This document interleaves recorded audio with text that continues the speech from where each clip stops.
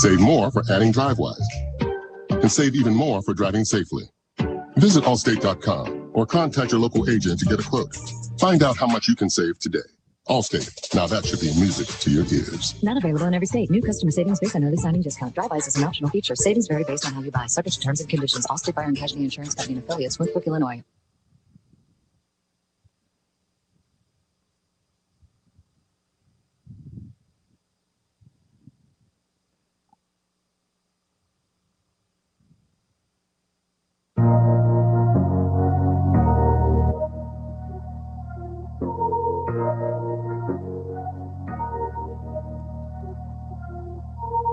All my life, been grinding all my life. Sacrifice, hustle paid the price. Want a slice, got to roll the dice. That's why all my life, I've been grinding all my life.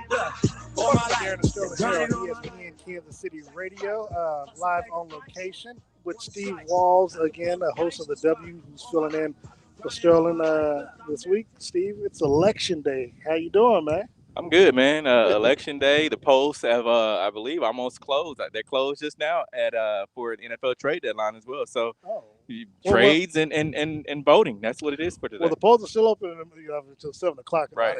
So no, I'm just saying the trade deadline poll. The trade deadline poll. Okay. There we go. Look, we're live out here at the Missouri Welcome Center. Of course, we have Arrowhead Stadium in the background, where, of course, the Kansas City the Chiefs have opened up their doors and opened up their stadium to allow the residents of Kansas City that lie within Jackson County to come in and cast your vote. I got a chance to vote in Arrowhead today.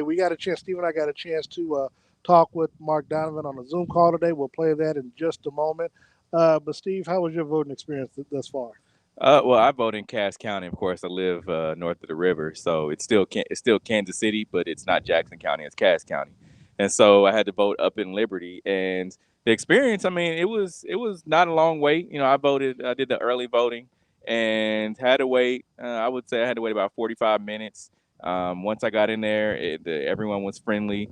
There were a few voters that were, first-time voters, and there was actually, a voter that had just gained her citizenship. Nice. And so there were cheers, first-time voter, yeah. And so it was pretty cool, a good experience. But how was yours inside of Arrowhead?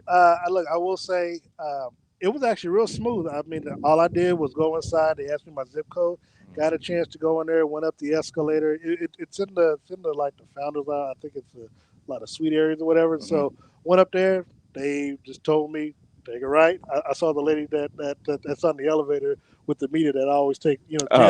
So got a chance to say hi to her. And they just they took my license. I just filled, signed what I need to sign. They sent me over to the touchscreen machine. Okay. I scanned my ticket in and voted and print out the ballot, dumped it, got a pen, a little stylus pen, and that was it, man. I mean, it was real smooth. Again, we'll talk with Mark Donovan in just a little bit, but I mean, it was smooth.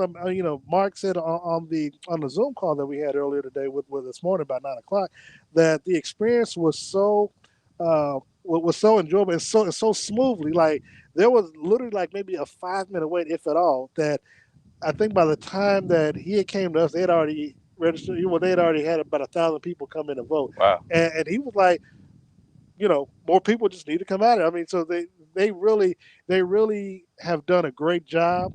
The election board and the Chiefs with getting people in and out. They provided some free food.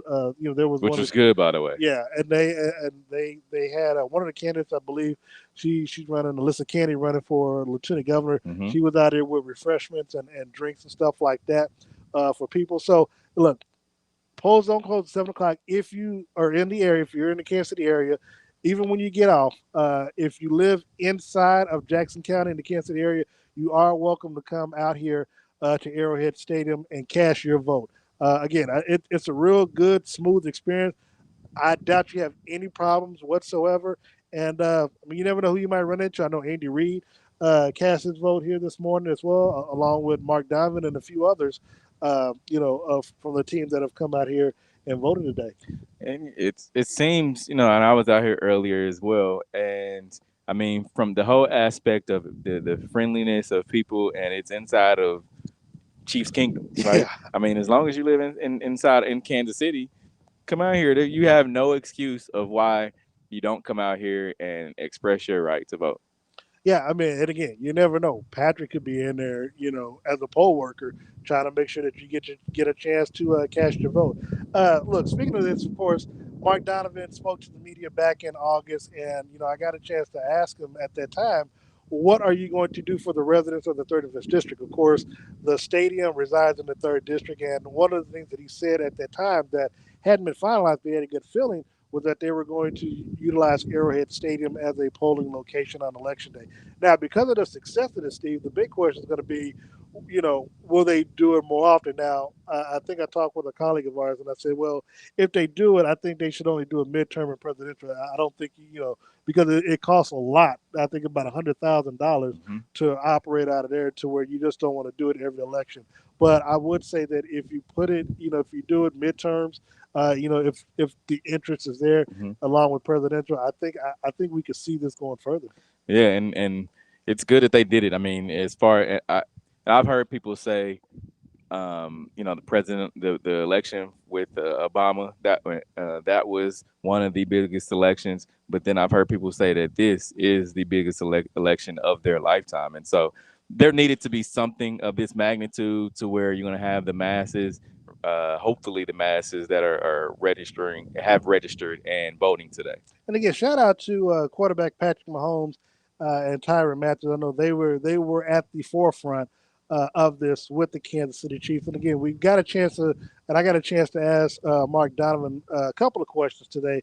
The first one was based off of the question that I had asked him back in August about food deserts and stuff like that. And this is what he had to say regarding the partnership that they have with Hy-Vee. Well, Darren, you went a lot of different directions there. So let me first say thank you for asking the question originally and getting that out there. As I said at that time, we felt confident that we were going to have Arrowhead as a polling vote location, but given all the obstacles that we knew of, and then if you add all the other obstacles that we encountered as we go, I'm just really, really happy that we're here today. In terms of the food desert and the challenges that really are east of Troost and locations that we've done a lot of research on. One of our focuses as an organization, those three pillars, is those local minority businesses. So not specifically to grocery and food desert, but we are in discussions right now with two different organizations that we're going to make some donations to, and then talk to our players about matching either donations or doing things with their social platforms to create awareness of some of these minority-owned businesses, and some are food restaurant related. That are in that corridor that have the challenges of competing in a business to begin with, and then the challenge of COVID and what that does to so many businesses. So that's a real focus of those three pillars that I talked about. And then specifically to Hy-Vee, I'm just going to reiterate what I said the last time we had this discussion, which is I know Hy-Vee and others have had a lot of discussions about making efforts in the food desert in that corridor. I was on a conversation earlier last week, actually, with John Bluford, who has done a ton of work with Truman, former CEO there, has done a ton of work in that community. And I know there are a lot of conversations going on. I am not privy to the decisions or plans that Hy-Vee or others are having, but I know it's something that, as we are made aware of them, we're going to continue to try to find ways to support them. Now, one of the reasons why, we pose that question is because, again, the partnership that they have, but they rely outside of most of the third and fifth district, where of course the Chiefs play it in the third district. Now, they didn't have anything to do with the voting stuff at the time, but we did get a chance, and I did follow up immediately with this question, because Patrick on last week talked about, when I asked him what's the next step after this, this is going to look to be a pretty big success for the Chiefs and for Patrick and his foundation. But what's next? And this is what Mark had to say. Yeah, I think you make a very good point, and that's something we've learned as we've gone through this process, that there are a lot of different organizations trying to support minority businesses, and then you get into the specifics of how you define minority, and then what businesses are getting funded. We've actually been educated in terms of there are certain businesses in the minority business world that have the ability to get banked by normal banks. There are a lot of businesses that don't. And we're trying to thread that needle. We're trying to make sure that we're doing things to support across a pretty broad base. But we have been made well aware of some of the issues that have been raised in the community, in the urban community, about support organizations and where they're putting their money. And we've been educated by the experts, the people in the community. So what Patrick referenced was the conversations that myself and Sharp and others have had with leaders in this community who are in the space. So we take it very seriously. We take it as a responsibility to try to do it the right way. We are close to finalizing 2 different donations to 2 different organizations that are in the community. And those specifically, we've had that conversation and talked about trying to find ways that we can even target our donations, our support to true local minority Black-owned businesses. And that came up with our players. And that's something that they brought to us and said, that's an important distinction. And that's something we'll continue to focus to do.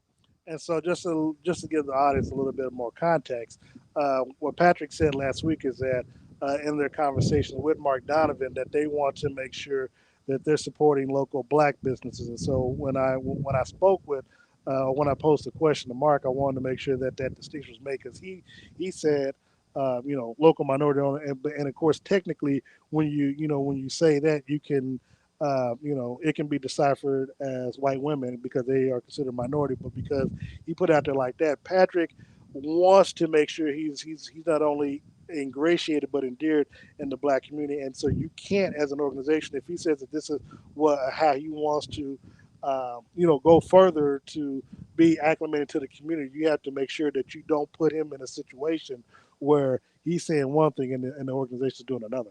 Yeah, and I commend Patrick. And I said this yesterday as well. Patrick gets a lot of notoriety, not only on the field, but also some of the stuff he did. I mean, he paid for all the food. He helped pay for the electronic voter registration. I mean, not registration booth, but the voter booths inside of the stadium. And so he gets a lot of that recognition. But Tyrann Mathieu had done just as much as Patrick, and his name is said a little bit, but not as much as it should be. And I felt like, with the whole Flex Your Freedom and getting people to register to vote and, using his social platform to do those things, I didn't feel like he got the recognition that he should. And so, I just wanted to send some kudos out Tyrann's way as well, because he just didn't get the recognition. But, as far as Mark, and I'm glad someone was able to kind of hold his feet to the fire, because if no one else is on that call, and we talked about it, if we aren't on that call, those questions don't get asked. And so, we'll see.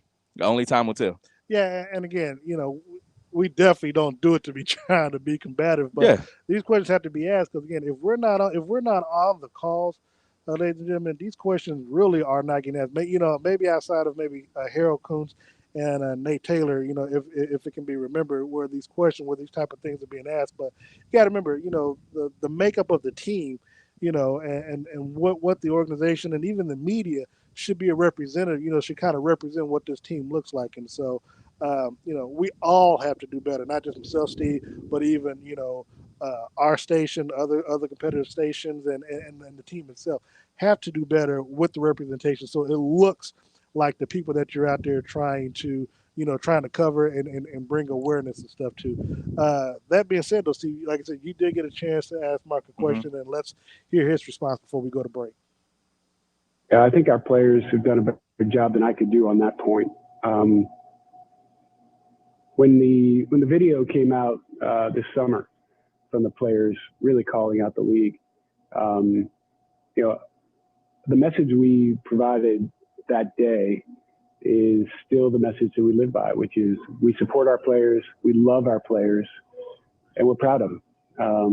Now, as I said to the point about family, there are players in our locker room at every end of the spectrum. So we have the same discussions internally that are happening in the broader media space.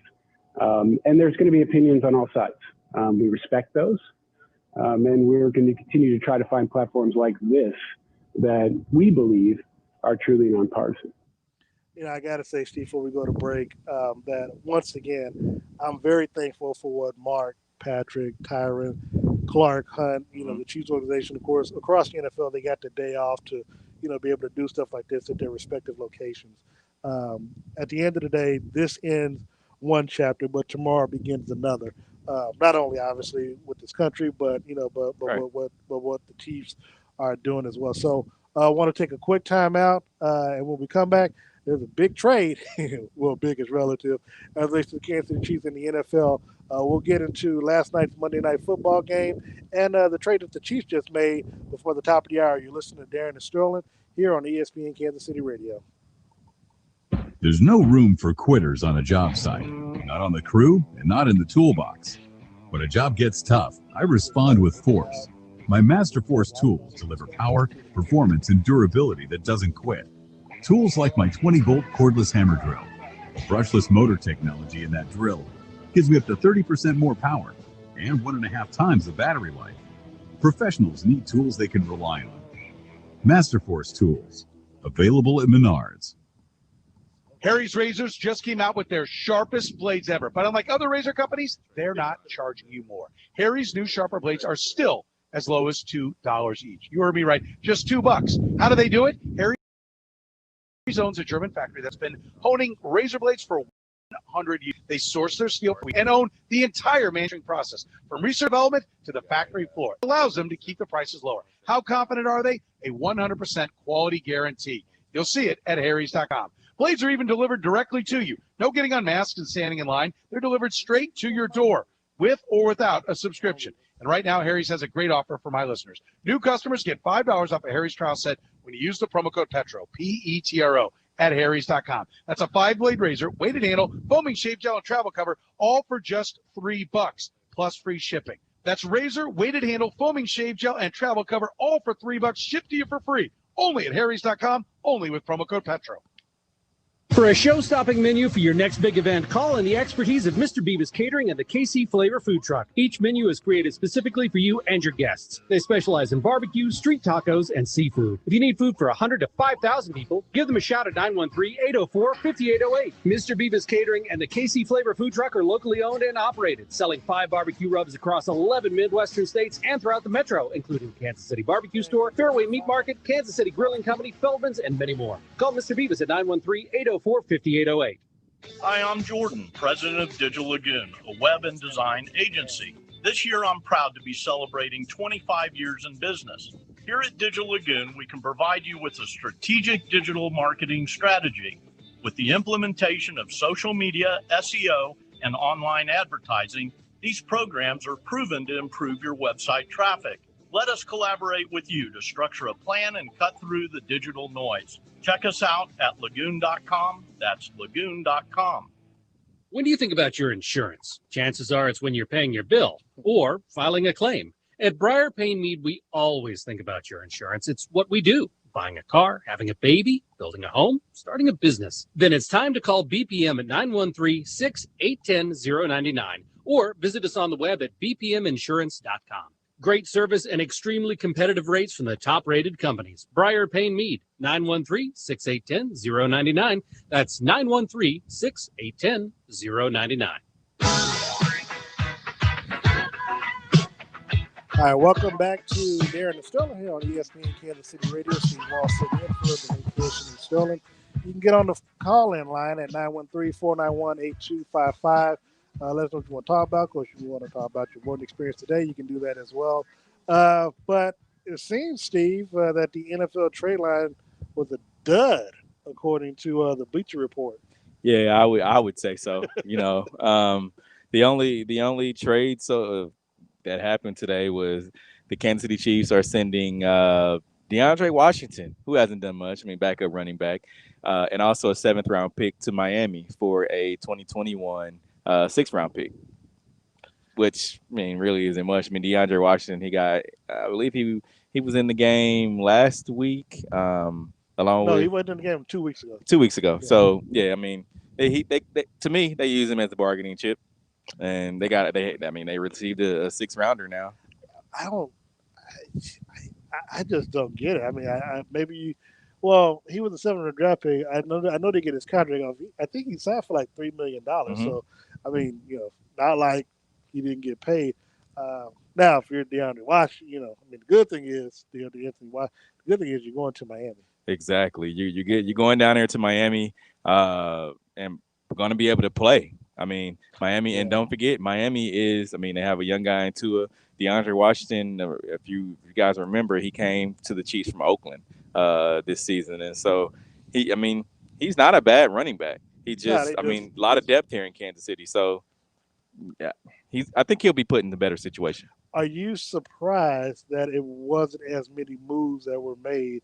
With all the, I guess with all that has gone on, are you shocked by the lack of movement? No, because just COVID. I mean, if you're going to trade for a guy, you want him to be able to come in and work right away. If you get if this season, if you were to trade and get someone, that would mean they'd have to sit and go through COVID protocols and things like that. So it's going to be a week, 14 days before they're able to be on your team, and then have to learn. So you're looking at probably 2 weeks, 2 games, possibly 3 before they're able to get into the mix. By that time, the season is 3 quarters. Exactly. Now that makes a lot of sense. Now, again, speaking of which, I'm actually shocked that he didn't try to move D-Train. I was shocked. He knows their system too good. He don't perform well in it. He fumbled that one game, but since then, I mean, even when you look in the Super Bowl last year, I mean, he played well. He's still a young guy. It's kind of what we talked about him in Cole. It's only his second season, so. I'm still shocked that more moves, more trades weren't made. Last night's game, Monday Night Football game. Of course, you heard that game on Sports Radio 18 WHB. Mm-hmm. But last night, the Tampa Bay Bucs. That's my NFC representative, and of course, I forgot what outlet it said that they're the best team of football altogether. They didn't play like it last night. They beat the New York Giants 25-23 on the road. The Giants feel like they got hosed. It did look to me. It looked like pass interference because it looked like Tampa Bay's defense, kind of ran into the players he was trying to slow down and stop to catch the ball. His momentum carried him into the receiver, mm-hmm. and then of course the ball hit the Tampa Bay defensive player on the arm or shoulder before they just waved off the flag. Your thoughts on last night's game and what it means? I mean, everyone, you and I included, thought that Tampa Bay was going to win this game. We didn't think that it would be as close as. I mean, you have the Giants at 1-7, playing the Tampa Bay Buccaneers.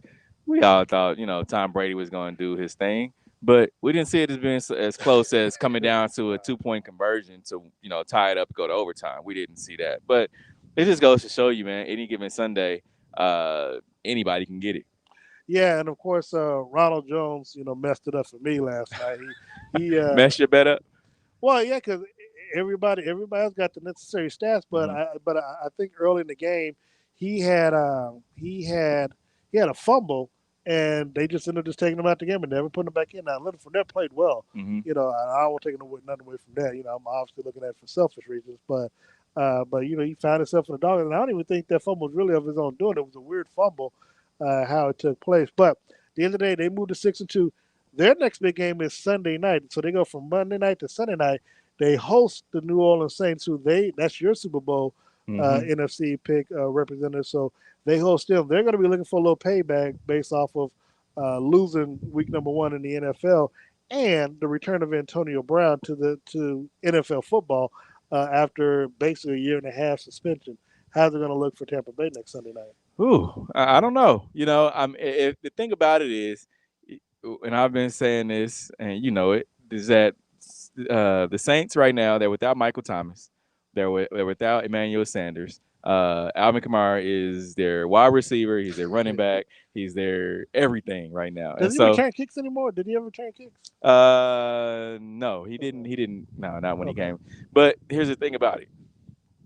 If they're able to get Michael Thomas back next week, which I believe he should be. They should get Emmanuel Samuels back as well. If they get both these guys back and he's able to play, I would see. I'm still riding with the Saints, man, and I'm going to, if that be the case, hey, so be it. But Brady isn't Brady of old, and we saw that last night. Now, Steve, because you're my guy, mm-hmm. I'm going to give you this is mid season now, yeah. So midterms over with. We're starting a new half of the season. You asked me to change my pick. I'll give you the opportunity. No. To get on my bandwagon. I got room over here. Sticking to who I have in the Super Bowl. Chiefs versus Saints. That's the final word, and I'm sticking to it. Okay. All right. I mean, y'all said Chiefs won. I'm not Nope. gonna go there. Nope. But looking at that, the NFL. Well, it was reported that the NFL is looking at possibly expanding the playoffs this season to 16 games. I think the NFL Competition Committee is talking about that. If by chance that there are games potentially canceled due to the COVID-19, that they are looking at possibly expanding the playoffs to include an additional team on each side. So it'll be 8 teams on each side. Where now, of course, you got 1 versus 8, 2 versus 7, 3 versus 6, 4 versus 5. Now, it didn't say whether or not there would be, bye weeks for the top two. But if this were to happen, do you think it's a good idea?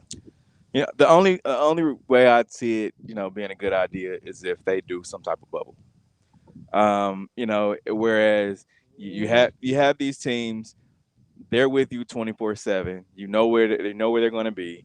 That way, there's just no interruption. I mean, if you're going to go to the extent of creating a change in format than what guys are used to, they have to do something as far as the bubble. I mean, you've seen what the NBA was able to do. And I'm not saying they're going to take all these 8 teams, which would end up with 16 teams with eight teams on each side.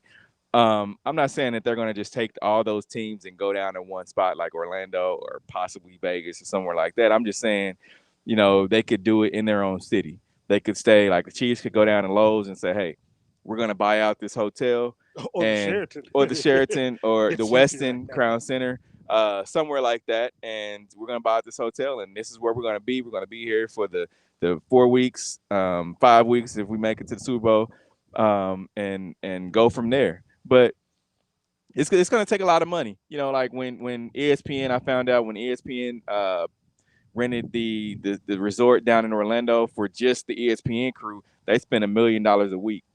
Huh? $1 million a week. Look at how many weeks they were there.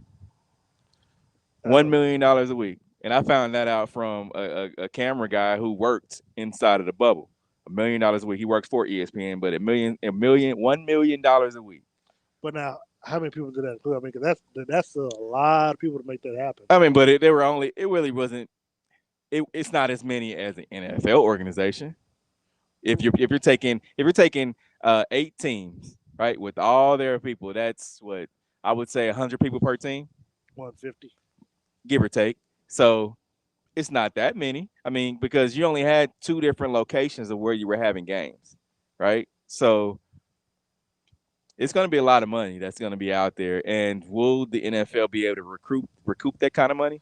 I don't know. Well, here's the thing. Well, most of it's going to come from TV versus attendance. We did ask Mark Donovan today about. Well, I know Adam Teicher from ESPN actually asked a question about the playoffs because Mark Donovan's thought process is one thing that we did learn today is that the Chiefs could possibly go as high as 31% attendance versus 22, which is what it was kind of odd that just came out today because one thing that he said that if the Chiefs get a chance to host the playoffs, that they're looking to have more fans in attendance, in the playoff game. If obviously, COVID-19 and the health director and stuff approves it, but that's something that they're looking to do, which was kind of news today that we found out that the Chiefs, if as expected, they are to make the playoffs and host a home game, they're looking to actually have more than 22% of fans here. And it's interesting that he like you said that he said that because when you think about it, as of right now, in order to attend a game at Arrowhead Stadium, you're either going to have to buy, I think, a pod, which 2, is 4, like 6, 2. Well, no, it's 4, 6, or because they don't sell them in 2. So the pod is at least 4 tickets, and so you're either going to get those tickets in that pod or you're going to purchase them on the secondary market, which who knows how much they are. But I say all that to say this: if the Chiefs are going to allow more people to come inside of the stadium, they have to make sure that they keep the different measures that they have as far as people wearing masks and social distancing. All that stuff has to be in check before they expand that number to whatever is going to be 30% or whatever. And I know he was asked about attendance. Were you shocked by what he said? Because he said that it's kind of fluctuated. That I don't know. Obviously, they expected more when they even with the percentage that they had. But he was shocked that it hasn't been filled to the percentage capacity that they've announced. I'm not shocked at all. A number of people have asked me like, "Hey, do you have any lines on tickets or anything like that?" Because I'm not paying the prices of. Remember, you got to buy 4 tickets. Yeah. So and then they're not the regular, $109 or $89 that you would normally. They're going to be that $200 a ticket. So that's $800 to $1,000 that you're going to spend on 4 tickets. And if it's just you and your wife or whoever, you and your buddy that are going to go to the game, why do I need to buy these extra 2 tickets? What am I going to do with them? I'm not going to try to waste my time and sell them. And you're not able to buy like a full 8 games worth of tickets. You got that chance to get the 4 games, and they give you 4 more games. So, I don't feel like it was going to be filled to that capacity of however many people that they were going to allow to come, because so many people were like, I'm not going. But it makes you wonder. Of course, they host a game this Sunday against Carolina, 12 o'clock kickoff. Obviously, they can still, and they did go. I thought they went from 17% to 22%. I guess it was always 22, and I guess that's about 17,000 fans. Which, yeah, that's about 17,000 fans. So, that being the case, do you think they get that? Also, they did play the New York Jets. Right. I was told by a guy, Nate Taylor, that the Jets they brought there was literally no New York media in the press box. I'm sure Sunday. They didn't want to. No, I'm saying, but not even the beat writers. So it was. They knew what was going to happen. What are they going to come here and write about? The butt whooping that they got put on. It's they. What are they going to come here? They're not going to spend money on buying a plane ticket and possibly getting COVID on the way here or going back home. So it's like, nah, we can just watch it on TV, do the Zoom press conference, and let that be it. Of course, whether other NFL news that took place, I know.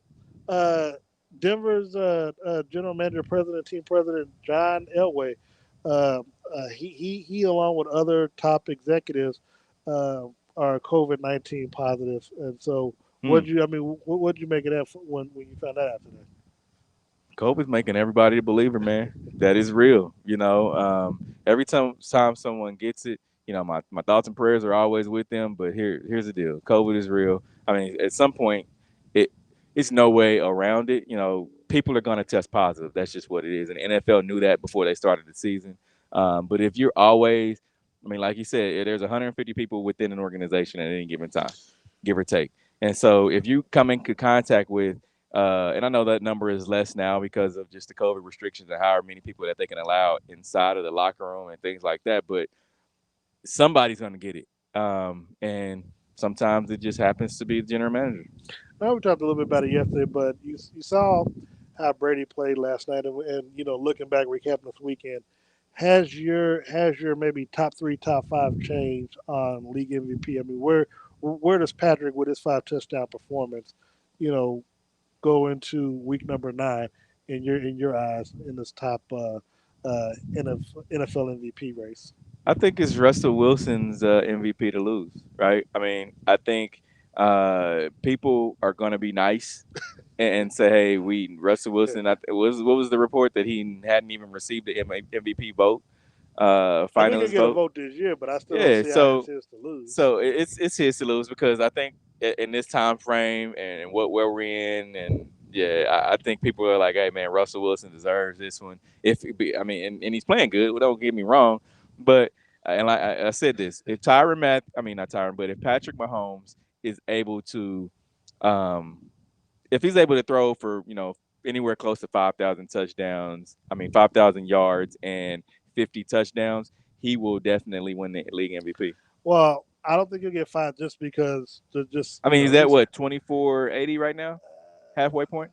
20 something like almost. I thought it was 22. But well, I know he had a big game, but no, I think he's at like 2,300. And I say that because he had a 200-yard game last week, and I think he had like another 200-yard game against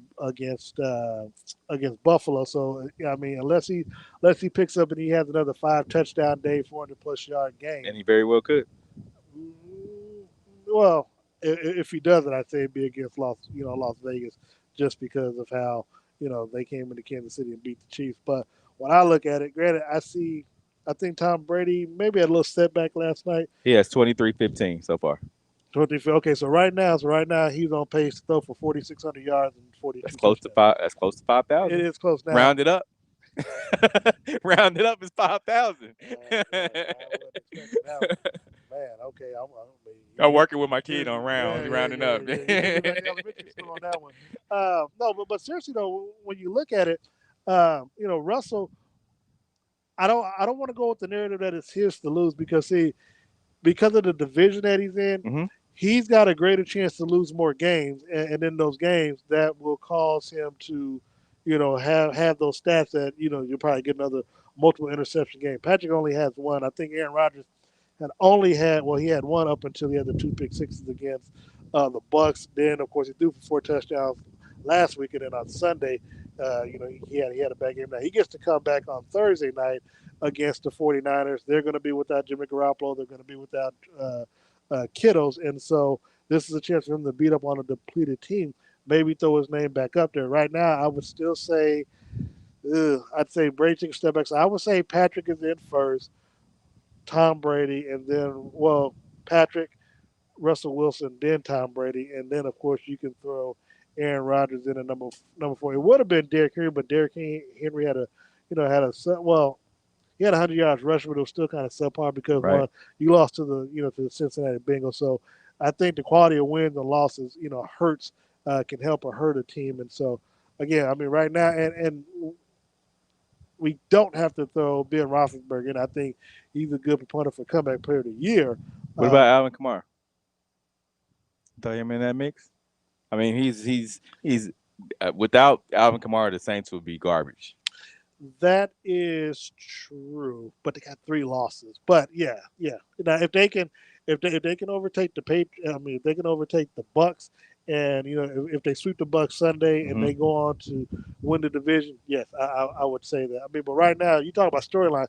The 2 biggest storylines right now is going to be Russell Wilson never winning one, never receiving a vote, and then Tom Brady, age of 43. Look at what he's done. If he can do something with Antonio Brown on Sunday night, again, he's going to have the national stage again to put the stamp his resume. And when he does that, that's going to be the talk. That's going to be the thing that's going to lead in all the sportscasts on Sunday, minus local sports. It's going to be Tom Brady, Antonio Brown's return. Did they click? Did they gel? Here's the thing, though. Neither Russell Wilson and Tom Brady, both of those guys are not Patrick Mahomes. And I'm saying that because I'm saying Patrick Mahomes is the face of the NFL. Well, do you want your face of the NFL? Do you want your face of the NFL, which is going to drive revenue? Every time Patrick Mahomes does anything, we know it goes viral in so many ways. And so he's the face. And for them not to give an MVP, if it's close, he's getting it. Well, the pushback I would say to that is that Brady obviously was the face for a long period of time, and but the one thing that you don't want to do, that you don't want to have a situation where you get, and look, it's only year number 3 playing wise, even though this is 4th year, to where you get Mahomes fatigue, right? And you can have a situation where, because you see a lot of Baker Mayfield in those commercials and stuff where you're seeing Patrick everywhere with the head and shoulder dandruff stuff, and people pumping him up. He throws a sideline pass. Oh my gosh! And then no. But what I'm saying is that because he's always going to be in that race like Tom Brady has been throughout his career, that it comes a time where fans might just get tired, and he might get the blowback. No, I can't say that because. No, I'm not saying what happened this year, but I'm saying, but that's something that you don't. A prime example of that would be here recently would be more so of LeBron James, right? I mean, LeBron's been the face of the NBA for the past 3-4 years, right? Ever, yeah. No, not longer than that. Because I mean, you still had Kobe, you still had other guys, but he's been the face of the NBA for the last 4 to 5 seasons. I mean, he's on everything Nike, the more than an athlete, all that stuff out there. And the reason why he's not gonna fall on deaf ears, so to speak, is because he appeals to multiple audiences. he appeals to not only young people, but he appeals to, grandparents, to the baby boomers. He appeals to everybody. And I think Patrick Mahomes is that youth. He shows the youth, but he also appeals to, people that really wouldn't watch football. And so he's not gonna. There's so many different ways, and I applaud his marketing person or his PR person, because everything that they do is, and I said this before, everything they do is calculated. I mean, from the proposal to his now fiance to the baby gender reveal video, everything that they do is calculated. And man, he has a machine behind him, and I don't think it's going anywhere anytime soon. Well, in that regard, no, I agree with you there. But but his PR and stuff, that ain't got nothing to do with the writers voting for the NFL. Yes, it does. Yeah, they see all that. They see everything that he's doing, and I'm telling you, he's the face of the league, and everybody understands that. And like I said, if it's close, one thing that I say would help, obviously, is to continue winning. Oh yeah, of course, no doubt.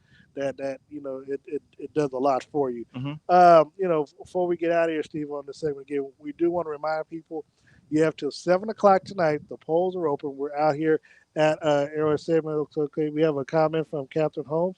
Hey Darren, my voting experience was excellent Saturday morning in Independence, Missouri, on the square. Curbside voting for senior citizens disabled with the other Celestine Williams and Sonia Smith and Ashley Smith on her birthday. Well, happy birthday to you, Ashley. So yeah, so they people with good voting experiences. So that's good. That's good to know. So, but again, you have to 7:00. Go out, vote. Go. If you live in Kansas City, inside of Jackson County, you can't come over to Arrowhead Stadium and vote. We do want you to get out and vote. No matter who you vote for, just get out, exercise your right to vote. Of course, if you don't live here, just go to your nearest polling location where you're supposed to go. Get your vote in. You got to 7:00. If you are in line, they can't close you out at 7:00. You'll still get a chance to vote even after 7:00 if you are in line at the time of the 7:00 deadline cutoff time. So, but that being the case, we're going to take a quick timeout. When we come back, you mentioned something about LeBron James. We're going to talk about the NBA and whether or not they will start early before Christmas, or if they're going to start in mid-January, and what type of financial ramifications that could be. Keep it locked in to Darren Sterling here on ESPN Kansas City Radio. There's a new lineup weekdays on ESPN Kansas City.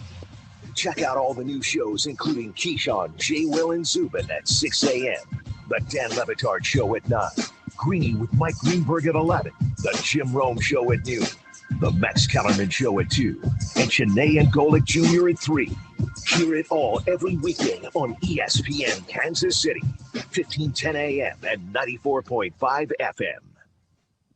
Stephen St. John here from our friends at CarStar, the auto body repair experts. Nobody wants to deal with the hassle of getting your vehicle fixed after a fender bender. But if it does happen, be sure to call CarStar. CarStar has 14 locally owned and operated collision centers around the KC Metro. They are the experts. They are iCar Gold and OE certified, and they have the highest customer service ratings in the city. If you get in a wreck, call 1-800-CARSTAR or go to carstar.com. CarStar, relax. They'll take it from here. In these trying times, Kansas City Credit Union knows how important cash flow is in your household. With rates near all-time lows, now's the time to take action. Free up some cash by lowering your monthly car loan payment when you refinance your auto loan with Kansas City Credit Union. And as a bonus, Kansas City Credit Union will delay your payments for 90 days. Visit kansascitycreditunion.com/810sports for more information. Kansas City Credit Union, your path to financial freedom. At Crown Volkswagen, we really are doing something that we love, and that's making people happy. Because that's how we've always done it. And that's how we'll continue driving forward. 2020 Atlas Cross Sport models, 0.9% APR for up to 72 months. Does not include $299 dealer fee on approved credit. See dealer for details. Offer ends 11/02/2020. The 2021 ID4 electric vehicle. Reserve yours today at Crown Volkswagen, 3400 South Iowa, Lawrence, Kansas. CrownMotorsVW.com. SelectQuote is hiring advisors in Kansas City. I'm Joel Clark, a SelectQuote advisor for the last 17 years. We have great training compensation, no cold calling, you can work from home, and it's a fun environment. Some of our SelectQuote top earners have had no sales experience and have made over $200,000 annually. Openings are limited and are going fast. So give us a call at 1-833-HIRING-1. That is 1-833-447-4641. Or check us out online at SelectQuoteCareer.com. Did you know on average people only review their insurance plans once every 4 years? Hi, this is Corey Schnabel, owner of Casey Insurance Group. Call Casey Insurance Group today at 913-396-6320 for a no-obligation review of your current policy. If your current policy is the best fit for you, we'll tell you. If not, we'll save you some money with a tailored proposal from one of the best carriers in Kansas City. It's truly a win-win. Casey Insurance Group voted 2019's best agency by Pitch Magazine. 913-396-6320 or visit us online at caseyinsured.com. You can keep your grass green and lush all year long with a new sprinkler system from Summit Lawn and Landscape. Call Summit Lawn and Landscape today at 816-966-9434 to design a water-efficient system for your home and never drag a hose again. 816-966-9434. Summit Lawn and Landscape provides complete lawn maintenance, including mowing, fertilization, and landscape installation, maintenance, and design. Call 816-966-9434 or go to summitlawn.com.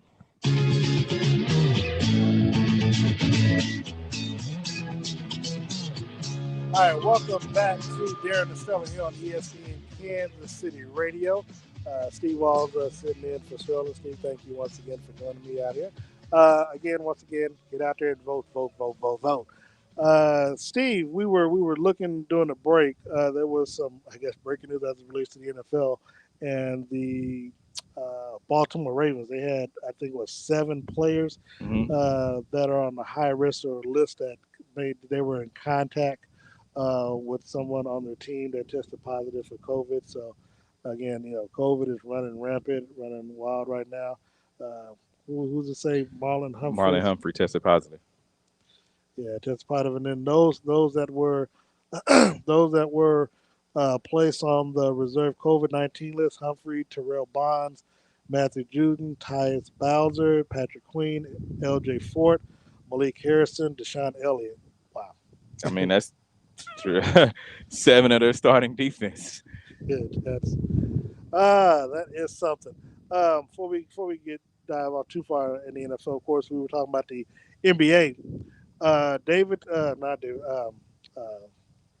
NBA commissioner Adam Silver is trying to let the players know how important it is and how dire it is that they have to start the season before Christmas, December. There's a risk of them losing between $500 million and $1 billion of revenue that they split 50-50 now. If they have a late start to the NBA season. Your thoughts on this, and which side do you fall on? I'm siding with the players on this, man. Because here's the thing. You know that money come out of their pockets too, right? So here's the thing. You're either you're gonna get some TV money, but you're not gonna have your stars that are gonna be playing. I mean, all those guys. One being, we talked about it, LeBron James. You think LeBron is really? He's already come out and said, "Hey, if y'all start before we want to start on Martin Luther King Day, which is in January, if you guys start in December, I won't be there." I mean, because the way that these guys take care of their bodies, and you end the season in June. If you make it to the NBA Finals, you're ending in late June.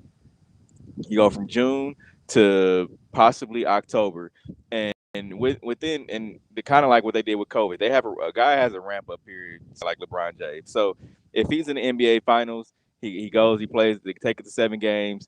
He'll take a couple of weeks off. Then within that ramp up period, working on his body, he'll get some treatment and he'll start like running, doing some cardio. And after he does all the cardio, he'll start working out with weights. He won't even touch a basketball, no pickup, nothing.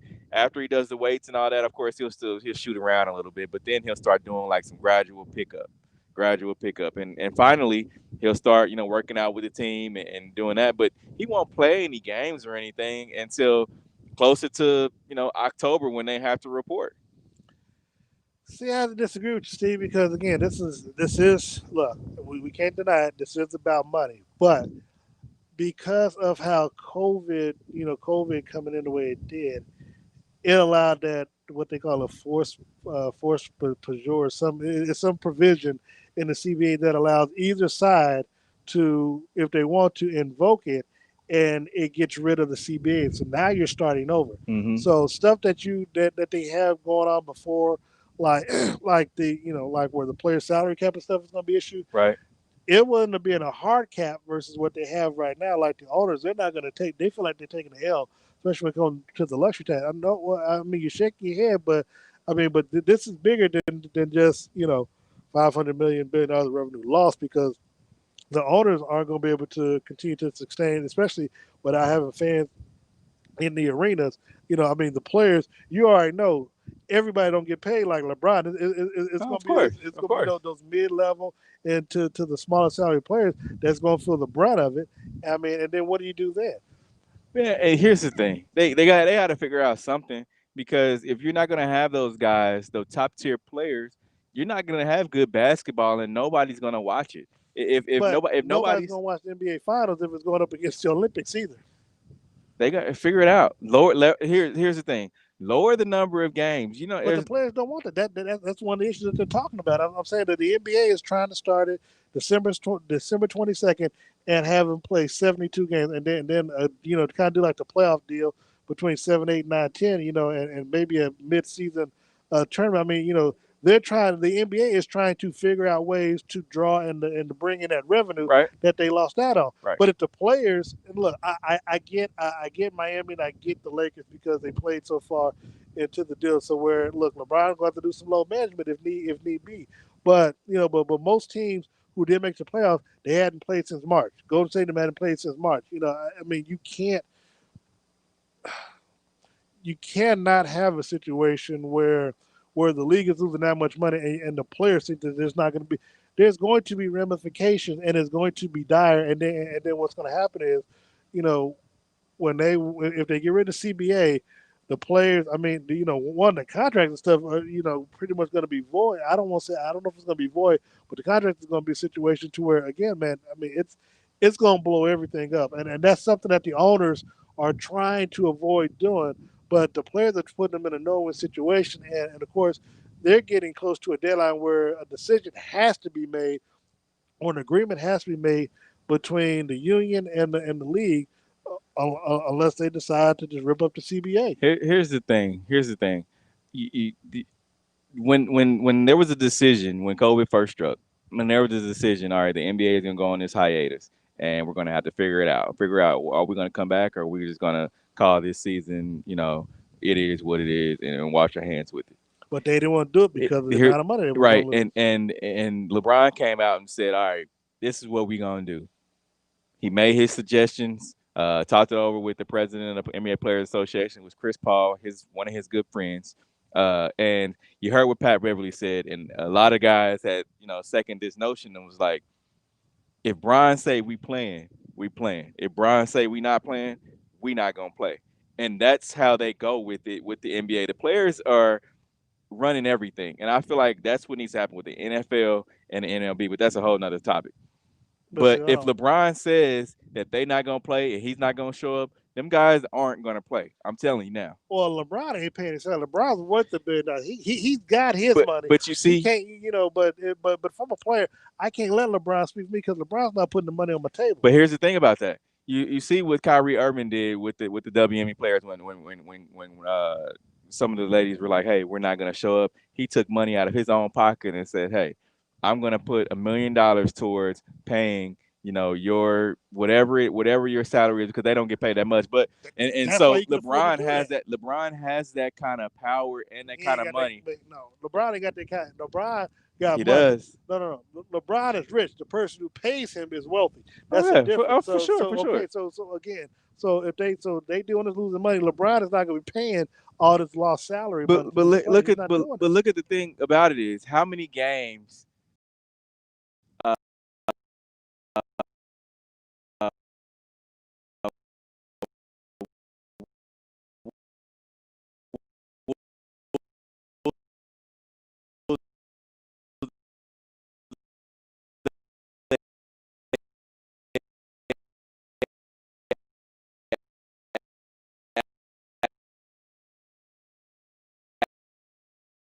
because